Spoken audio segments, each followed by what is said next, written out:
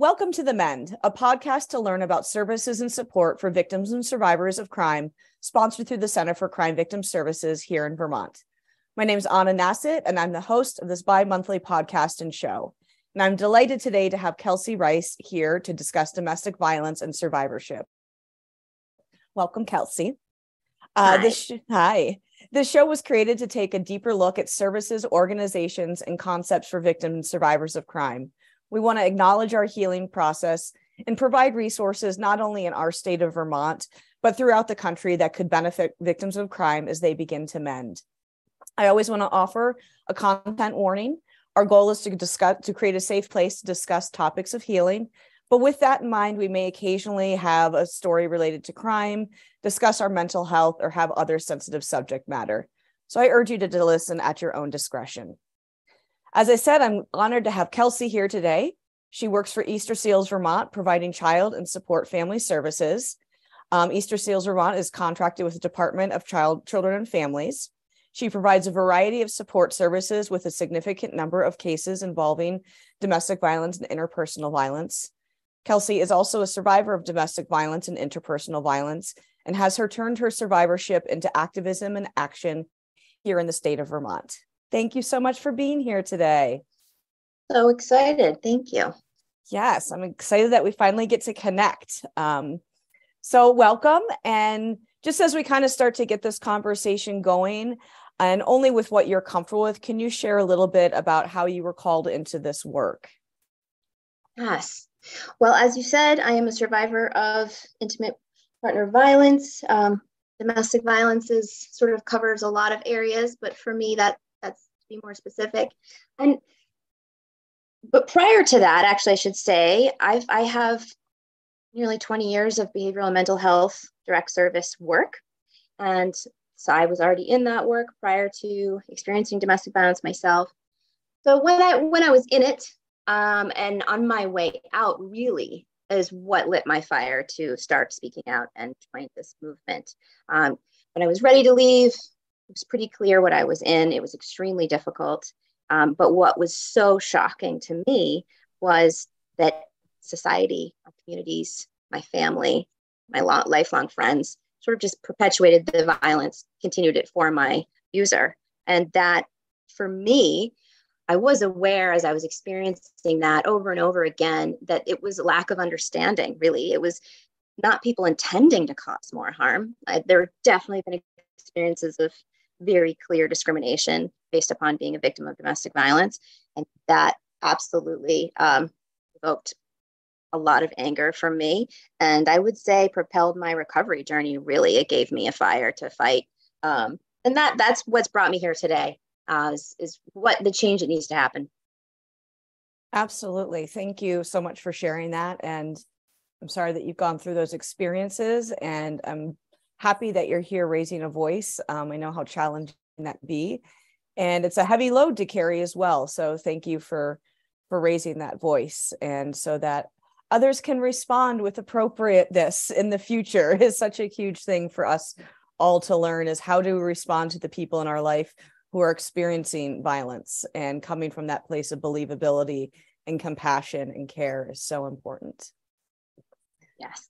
So one of the things that I think is really important for us to talk about is the impact and stigma around domestic violence and the barriers to recovery in it. And it creates harm for both victims and those who cause harm.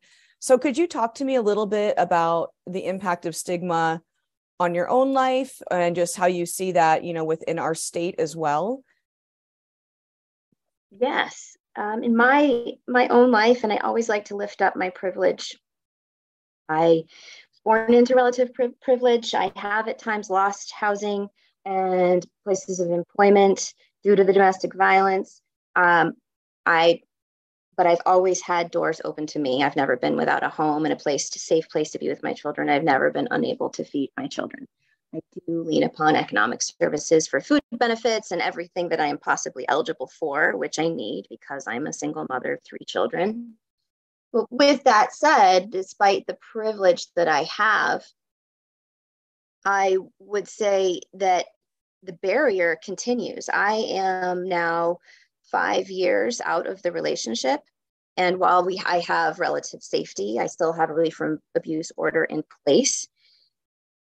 I don't feel that my life is in danger on a daily basis. I don't feel that my children are in danger on a daily basis. The journey is not over. It is a lifelong impact when it comes to domestic violence. The social stigma, again, it continues. It continues to play out. And it was playing out as I was seeking safety, which to me is so alarming. We have people seeking safety when sort of the collective understanding is that domestic violence is not okay. That's so terrible. I feel terrible for that happening to people, but it doesn't affect me. And the reality is it's going on all around us. It's going on. You know, our dental hygienist is experiencing it, the grocery clerk, our neighbor, maybe our sister. It's going on all around us, but because it's kept behind closed doors, there's this separation from it. And there's the compassion fatigue that we see, that people are like, that's so sad, but I got to put it in the compartment of all the other things that are sad in the world. This doesn't really affect me.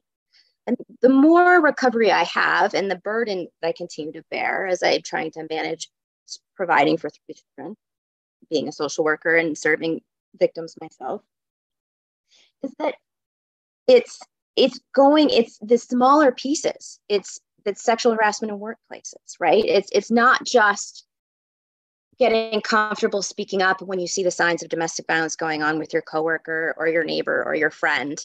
It's that yes, we need to work on people being comfortable and learning how to be better bystanders and people standing up. But it's also about the cultural norms that we need to change. It's all part of the same issue. And so while the magnitude in Vermont is huge, half of homicides in Vermont are domestic violence related, and people don't really grasp or understand that. It's also this societal issue that we just keep perpetuating on and on and on with gender-based violence, right? And so when I talk the stigma and the barriers, what that looks like, very basic level, is that for a victim, when your mind has been taken over by your abuser, your thoughts are not your own. You have compromised your integrity and your choices. You've been isolated from everyone that you used to feel safe and comfortable with. I'm speaking generally, but these are very common experiences. The one person that has control over you, that knows how to pull you back in and make you feel safe and secure, is your abuser. But when you are ready to take a step and get out, and you're met by society, that you're met with by discrimination, you're met by for me and for many survivors, one of the reasons we go back so many times, this isn't the only reason, is that we're pushed back into isolation. We're fleeing, we're crossing enemy lines, and we're seeking help. But what we receive every step of the way is to be pushed aside and to experience discrimination. So that's one piece. And then just the barrier to stability in recovery, when we really do reach being a survivor and being on our own and having that stability, maintaining it is incredibly difficult. And many, many victims find themselves in more abusive relationships. And then for those who cause harm, I would say, those are issues that are extremely difficult to grapple with, right? And if we want to have any hope that someone will seek help and really integrate the lessons that need to be learned to not repeat this cycle, just putting more shame upon these people is the last thing that's going to work. And we see that playing out in our society. So that's really where I come from. I think that was a very loaded, long answer. It was a great answer. Yeah, I mean, because I think one of the things that you just kind of really brought it all together with the end is the shame that's put on all of the parties. Like just even trying to access housing or something like that, like the victim is considered a danger. I was used to, when I rent a place, I sign my lease, and then afterwards I'll tell them, if this person ever contacts you, please don't tell them I live here. But I do that after I sign my lease, because are they going to sign a lease to me beforehand? No. Right. So, yeah. So and I could say again, 5 years out, it plays out in my, now it's not, I'm fleeing violence and everyone has to be on high alert. That has still happened years later. For example, when my ex was getting released from jail, I had to have a safety plan involving my workplace, and they were supportive. But it has played out in more than one workplace, because I speak about these issues now. and absolutely maintain professional boundaries. Do not share with clients and, in realms where it's not appropriate, but I do use my voice and I do seek public opportunities to speak on these issues. I've seen it play out over and over again in workplaces and other settings that if others compromise their integrity in some way, or if there's any kind of conflict that might go on, which we're human beings, these things happen, my professionalism, my intellect, my perception of social dynamics and reality is questioned first. And it has happened where people will directly name it because I'm a survivor of domestic violence. And so when it's comfortable and people are open to the dialogue and able, feel like they can express that they are, a supporter and wanting to be part of this movement, that's okay. But if they feel they're in some way being asked to take accountability for some sort of misstep, even has nothing to do with, right, domestic violence, I am very quickly questioned. It's played out many, many times. So that's just one example. I have many of them. But absolutely housing. Yeah, for sure. I mean, to tell a landlord that you have an RFA when you're trying to get an apartment, right? Like I can see why a lot of people wouldn't want to do that. Yeah, exactly. Yeah. And it's the same thing for the person who's causing harm when they're released from prison, something like that. They need to secure housing and employment in order, and therapy and all of those services to be able to not offend, to learn those new behaviors and the access to that as well. And so we keep being met with that colliding into chaos once again. Right. How can we possibly expect someone to be ready to do that hard work? I mean, that is humbling work to acknowledge if you don't have stability in your life. Yeah. I mean, absolutely. We can't expect that. But this is a generational issue, right? I mean, I've had more than one abusive relationship. My abusers have had more than one abusive relationships. And so, yep. I after I have now done the hard work on my own recovery, but it's extremely difficult work. And so, yeah, the major barriers, lifelong, and we can talk a lot about the cost to the state, right? Whether it be our medical bills, mental health bills. I mean, I continue to this day, my children are covered by Medicaid. Again, I've received economic services for years. I have many, many docket numbers with my name on them due to domestic violence, and I haven't paid a penny because I qualify for economic services and I need this support, right? There are so many costs. I don't receive any child support. So there are many, many costs that our state is paying for. And then, of course, the criminal system is backlogged, right? The number of people incarcerated for domestic violence is huge. And we're spending tons and tons of money on a system that's not working. So again, that's another burden. Yeah. And even I want to echo too something is that, like you were saying, like you have 3 children. I have no children. And we said this right before we got on here. Like one of the things that I know I've been fortunate with is because I don't have children, I could have a conversation openly in my apartment with the prosecutor or whatever it might be. And just as you're trying to provide and feed and house 3 children while getting the services you need, like it's such a huge, huge burden. And you're coming into that place of survivorship to even make that time can feel like it's just like, if I take that hour away to go get therapy, that's an hour I'm not working. It's costing me money.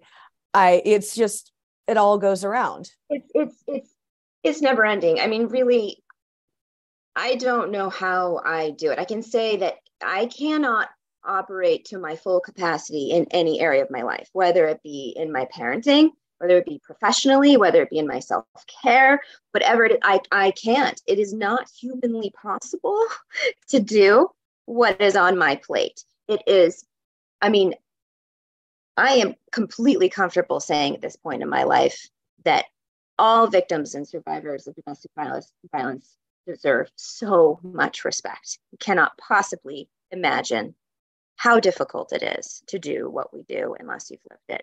And to add on to that, being a single parent, it truly is unmanageable. And I am gifted at this point. I've gone through so much that I've come to a place of just what you see was what you get. I'm doing the best that I can. And I own my mistakes and I ask for help. And again, I've been in behavioral mental health for almost 20 years. I know how to navigate systems. I've been advocating for people to navigate through systems. So for me to have that awareness is privilege. And I knew it was difficult for folks before I did it myself. But once I did it myself, it was like, again, there was this, I'll call it sacred rage that was born. And I have a loud mouth. And that's what's brought me here today, because it is unmanageable. But I also, something for bringing up children to think about is that I have 3 boys that have been impacted by domestic violence, 14, 11, and 5. And so that all parenting is hard, but to support the trauma they've experienced through every stage since, Yep. To support their healing and recovery, meet them where they are, and also to be trying to break the cycle so that they don't play these patterns out in their lives is incredibly, incredibly difficult. And we don't have resources and supports available for children that have been exposed to domestic violence, namely boys. And that is something we really, really need to invest in, is prevention. Absolutely. Yeah, that's such a huge component and such a huge other lift to be carrying in your just walk through life, is to support them and prevent, because we know these cycles and how they continue. Like you said, you wasn't your only abusive relationship. I know that very well myself. And those people who have harmed me were harmed by somebody else. And it just, like, it's that cycle that we're trying to break. Yeah. And we do need everyone to take accountability for this issue in order to make progress. How do you think we need to be approaching this? So in my journey here, I've been, in many ways, I get invited to speak and to be part of different projects at times. But a lot of what I have done and do has just sought people out to have conversations, people in positions of power. Again, because I got angry, and I have a loud mouth, and at this point, again, I'm comfortable talking about all of it, because it is absolutely appalling to me what we have going on. And at the same time, I don't blame any specific individual, or right, like, we have systems built in place to help and support and keep us safe, but we're talking about humanity. And so nothing is ever black and white, and these systems have come so far, but there's so much more to do. So a lot of activism work, I think, from my perspective, is all comes from a positive place, but it often can be divisive, in that if you're trying to reach folks that don't feel invested in it, that feel like this doesn't impact me, or, hey, I just have this role to do, this is my job, and it's not really my problem, right? Like, I just do my job, not up to me. But it is going to take all of us. And so having these conversations, I notice, I try to listen for intention. If someone's asking me a question and they're not using the most, up-to-date current lingo, that, some people might find offensive. I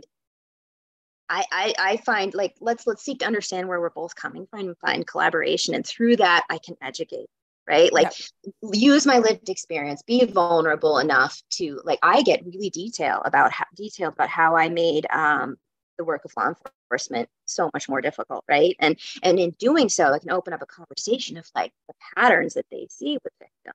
That is so frustrating, and understandably so. But let's talk about why this is happening.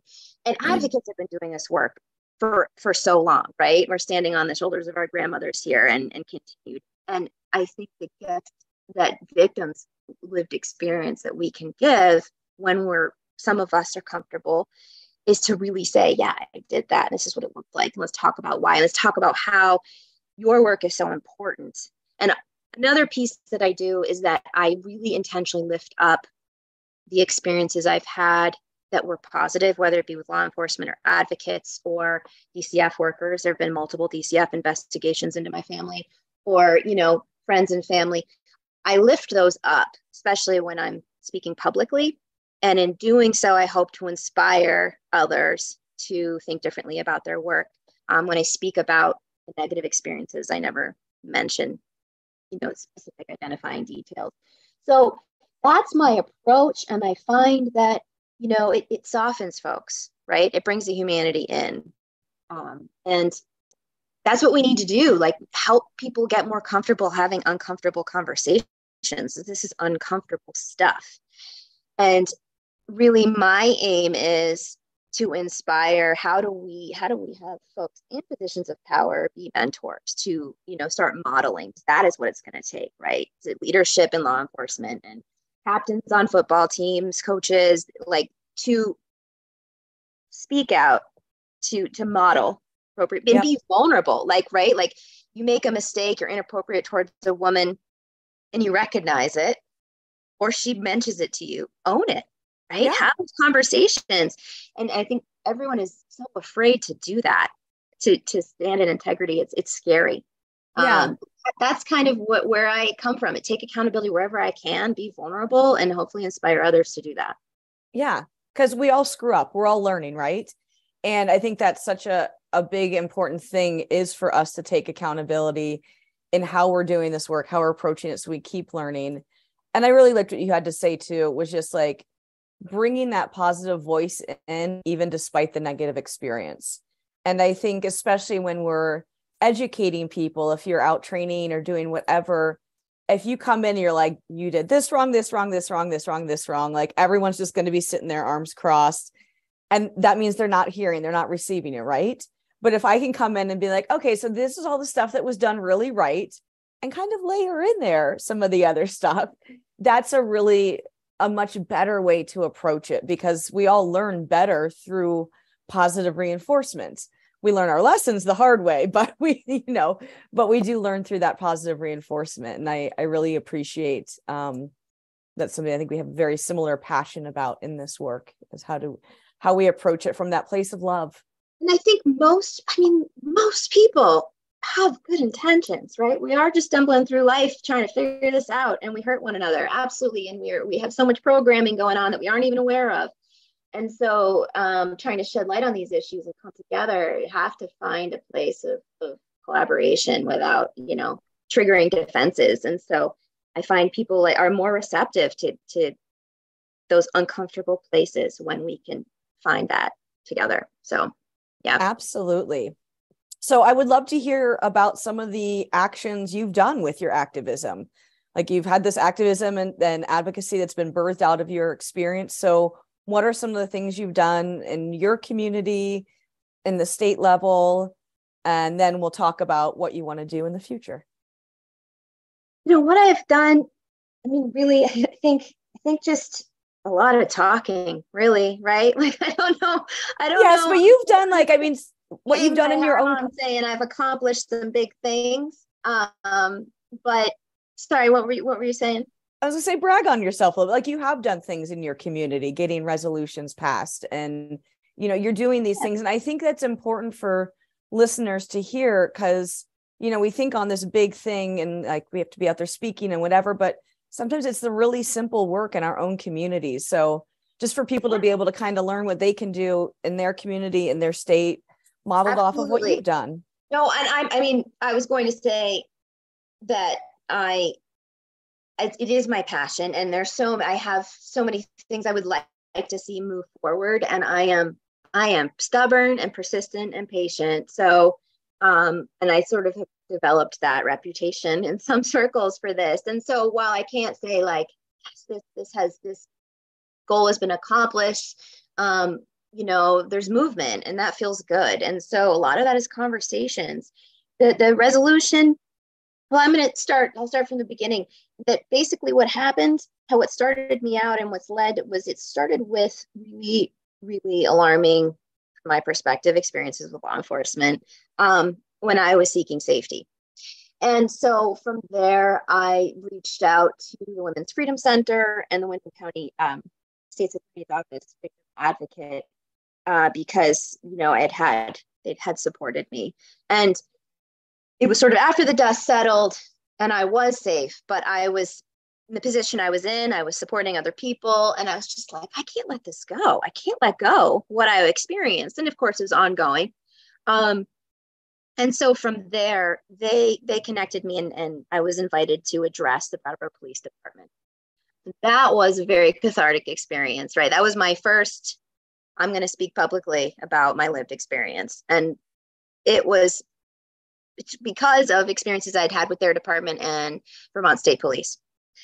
And so that for me, that lit my fire. That did it. And from there, and that was very well received.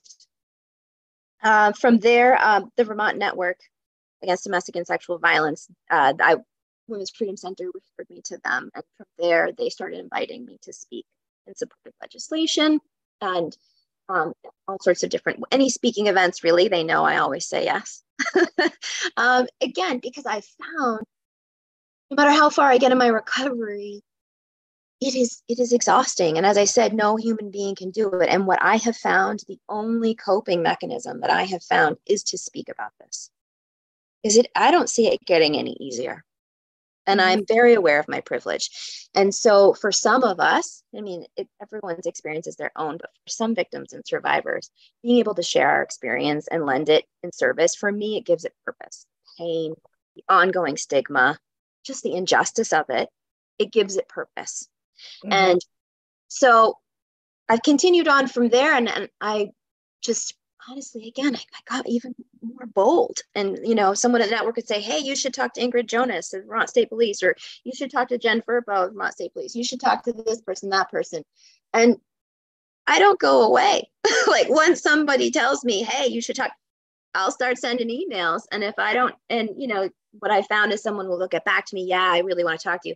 And then months might go by. Well, then they're going to hear from me again. I'm not going to pester them. I'll follow up. And ultimately, I find it's hard to say no to a survivor, right? That says, I'd like to talk to you about my experience. And so generally, I found that once I get that initial meeting with someone, they're like, we need to get you in here. And so I've had the opportunity to speak with the Vermont State Police Domestic Violence Task Force, sharing my lived experience.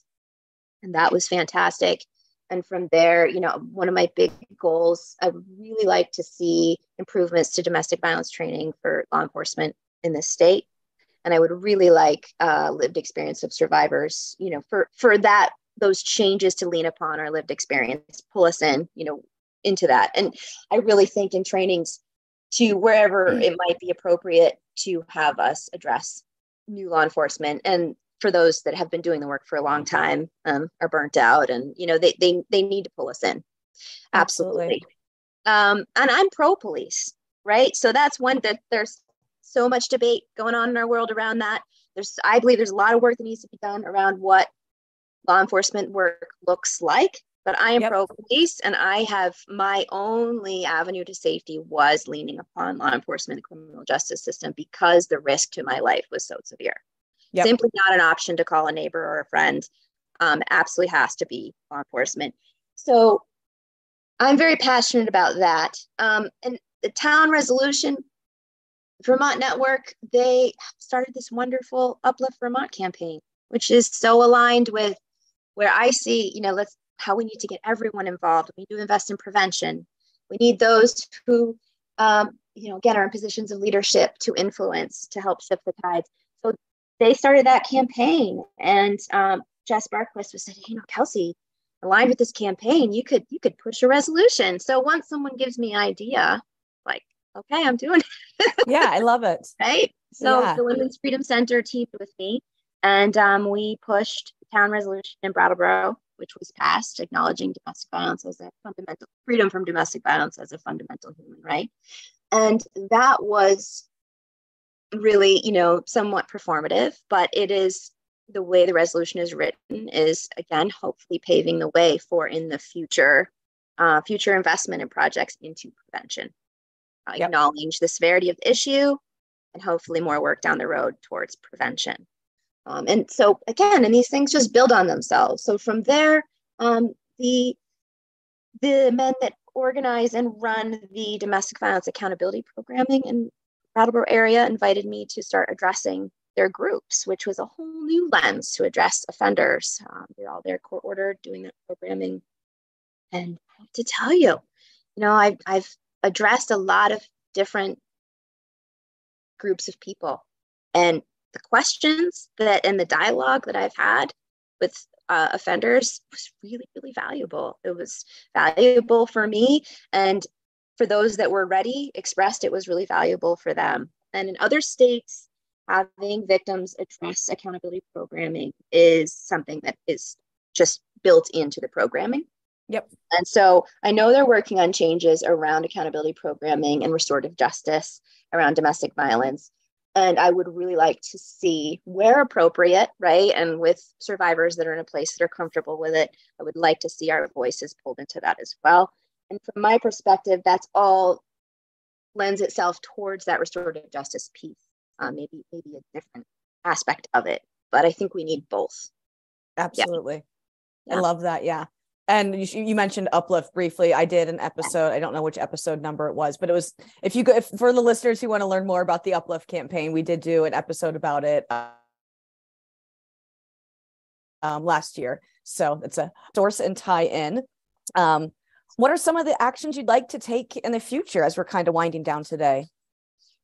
Actions I'd like to take in the future. I think I already mentioned them. I would really, a big focus of mine is law enforcement training. I would really like to continue to be part of the movement towards investment into prevention. We're investing so much money into after the violence happens.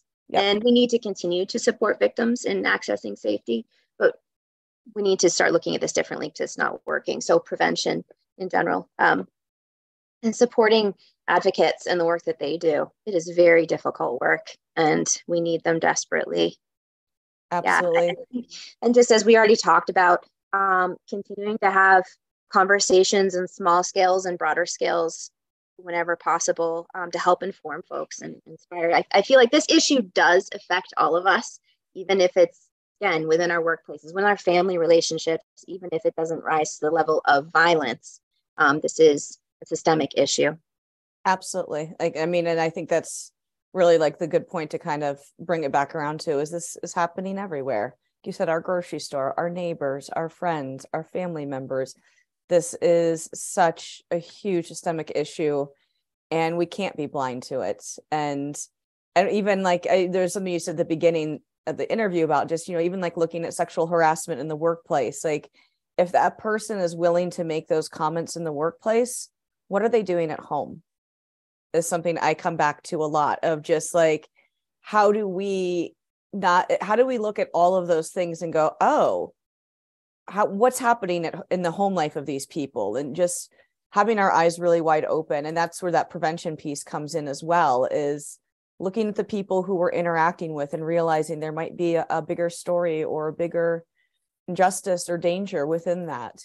Absolutely. And, it may be, I think oftentimes because it is so accepted to make comments, say in the workplace or within social settings, even if there isn't violence going on at home, it just all lends to this dynamic, right? Mm-hmm. This inappropriate boundary crossing dynamic where, folks that are experiencing it don't feel comfortable speaking up, right? And we unknowingly, right, are programmed to accept things from others that we shouldn't. And so I like to say I didn't experience any abuse or violence in my childhood. Again, we all have our own issues in our families, but I had a relatively healthy, safe childhood. Same. Yeah. And yet I found myself in very ultimately life-threatening relationships, which it took, I don't know how many times it took before I was ready to leave. Yeah. And again, nearly 20 years of experience working with folks in behavioral mental health. So what I am getting at is that it is the programming we have. It's yes, what might be going on at home with that person that crosses boundaries so regularly in pretty appalling ways, but also those just little things that have become so accepted and ingrained in us, right? And it all wraps into this issue. So yeah. Yes. Yeah. You're just saying so much. I'm just like, yep. one of the things like I love that I actually wrote down was that you said you have a sacred rage. And I wrote that down. That's going on my wall. Thank you for that. Love that term. I'm like, ooh, that's good. This positive, absolutely positive in my engagement with folks. So there are things that people will say or things that, Diane, you start to see it everywhere, right? That it's, I'm not angry at a particular person. No. But there is rage in there, right? And that was what fuels the fire. And this just, I have to get it out. And this is, let's be productive. Let's have purpose. Yeah, absolutely. I could not agree more. Like I said, it's going on my wall. Thank you for that. So as we wind down today, like this is going to come out during April, which is National Crime Victims' Rights, or April is Sexual Assault Awareness Month. And the end of April, we have National Crime Victims' Rights Week. And I know for me, it's always a very special week to feel like seen, maybe. I don't know why. It's just like, it's such a strange thing to be like, yeah, I'm going to really like honor and not celebrate the things I went through, but I'm going to honor them and the person I've become within that. So what does National Crime Victims' Rights Week mean to you? First, I want to say I love that you said that. I would love to undo the pain that my experiences have caused my children and the ripple effect it's had on other people. But for me, I have grown so fully into myself and my recovery. I wouldn't want to be the person I was before, which is pretty interesting, but it's true. I'm more alive now and authentic than I ever was or could have been. And so I do celebrate that. And I love that you do the same, or at least that's what I heard, right? A little bit. Yeah. So I didn't even know this week existed. And until this year, I love that it exists. And I think it's interesting that I didn't know, considering, I'm just trying to be in this movement as much as possible in this state. And I wasn't aware of it. And I think, again, that goes to a lot of times victims of domestic violence were in these little silos, right? And I think my sense about this week, at least, is that advocates are really aware of it, which is fantastic. And I think this week should be so much about lifting up their work, as it is extremely tireless. I mean, thankless work. And so that is fantastic. And the week for me, I'm really excited about it. I'm excited to know about it. And I'm telling people about it. It's all about gratitude. I'm so grateful for all of the incredibly beautiful work that the network has offered to me in my recovery. Now the center and the Women's Freedom Center and law enforcement. I'm so grateful for the work. And I wouldn't be here. I probably wouldn't be alive. And so I'm incredibly grateful and looking forward to it. Yeah. Yeah. I think it is such a week of just like honoring the people who have served. And I think like with the pandemic, it kind of got lost for a couple of years. So it's nice to have it coming back more fully. And yeah, to honor those people who serve us, right? And just tirelessly. And they're not just serving us. It's not like that advocate only had me to deal with. They were dealing with, 70 other people that were also needing their assistance. And so a time to honor them and to feel that celebration that we're alive and we're here and we can do this work. And yeah, I don't know. It's a hard one to explain unless if you like have survived some major stuff, right? It's like, it's weird to be like, I love this week. It's so great. I know. It's like, it's weird. People are always like, why, don't you want to stop dwelling on this terrible thing you've gone through? And it's my passion. I know. Yeah. It's my favorite topic of conversation. I don't know.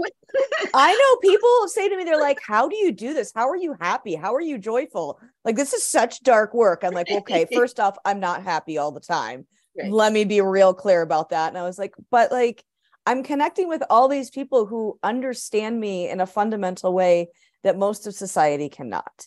And I'm glad that most people cannot understand me in that way. But there's just something to just be like, oh yeah, we can just drop down and talk in that way and not have to explain ourselves or how our brain works now because of these things, all of that. Right. And I think that's so powerful. It is so powerful. Right. And that's exactly it, is that it is so hard for others to understand our experiences.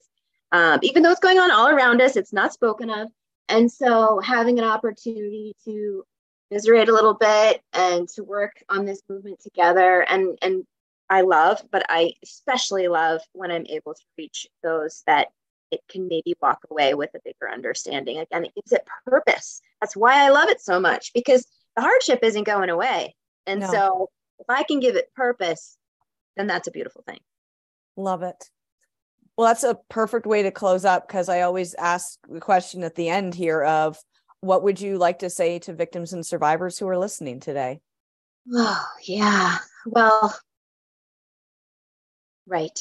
I guess that's a tall question for me. To victims and survivors, I think I'd like to circle back to something I said earlier, which is all victims and survivors deserve so much respect. And no one can possibly understand what it takes to do what you do every single day, to take the next step, one foot in front of the other that you do. And you're an absolute warrior. And that it can get easier. It absolutely can. And the only constant in life is change. That's something I lean on regularly. That sometimes we get to a point where the fear of the unknown is the scale tips, and that is better than the hell we're living in, right? So just one foot in front of the other, and so strong. No one can possibly understand. But you and I do, right? We deserve it. We deserve to be acknowledged, and that's a little bit about what that week coming up is all about. Absolutely. Thank you so much. And thank you so much for spending time with me today. Like, just to say how passionate you are about this work to our listeners. It's a Sunday afternoon, and this is the time that we could find to do this. And so we make that happen because this work does not stop on a Sunday afternoon. It never stops. And we're both showing up to do that. So thank you for making that time to be here today. For those listening, if you want to get some more resources, Vermont Network for Domestic and Sexual Violence, especially to learn about services in your individual counties if you're needing support. If you want to learn more about National Crime Victims' Rights Week, you can go to the Center for Crime Victim Services, which is our sponsor for this podcast. And I just want to thank you so much for joining me today, Kelsey. Thank you. I really was so honored and excited to be invited. Thank you. Yes. So that does it for us this week, friends. If you have any questions, you can always email me on at standupresources.com. I'm your host of the MEND. Be well and be strong. Goodbye.